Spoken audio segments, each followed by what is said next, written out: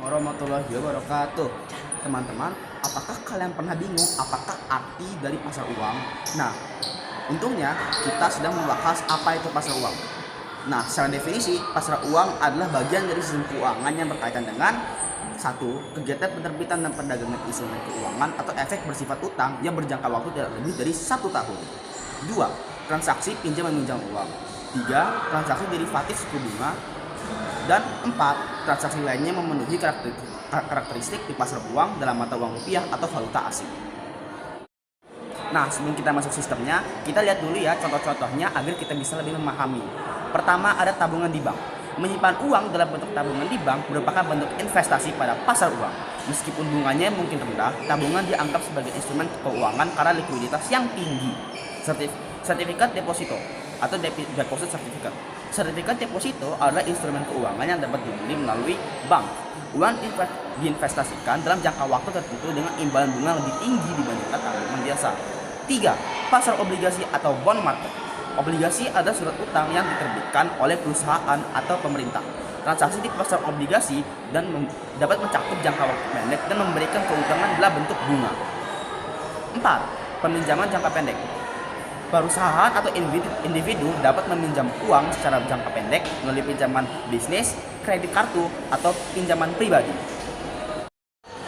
Perkenalkan, saya Atar dan saya sekarang akan menjelaskan tentang cara kerja dari pasar uang. Pasar uang memiliki banyak jenis seperti yang telah dijelaskan oleh teman saya Fatan tadi. Namun, setiap jenis tersebut memiliki cara kerja yang berbeda. Saya akan membahas 3 dari mereka. Yang pertama, ada deposito. Di dalam deposito, seorang akan menyimpan uangnya dalam jangka tertentu. Sebelum jangka waktu tertentu tersebut selesai, uang tersebut tidak boleh ditarik oleh nasabah. Uang yang didapatkan oleh bank tersebut dari sang nasabah deposito akan dipinjamkan dari orang lain. Orang lain tersebut kemudian akan membayar hutangnya dan membayar utang. Anggap saja bunganya 10%. Lalu sang bank akan memberikan 5% atau setengah dari bunganya kepada nasabahnya. Jadi win-win. Lalu yang kedua ada tabungan di bank. Tabungan di bank tidak berbeda banyak dengan deposito. Tapi perbedaannya adalah tabungan di bank memiliki bunga yang sangat lebih sedikit dibandingkan dengan deposito. Namun positifnya yaitu tabungan di bank bisa ditarik kapan saja, tidak seperti deposito. Lalu yang terakhir ada foreign exchange market atau dikenal juga dalam bahasa Indonesia sebagai valuta asing. Di foreign exchange market, anggap saja seseorang investor menukar duit rupiahnya dengan dolar.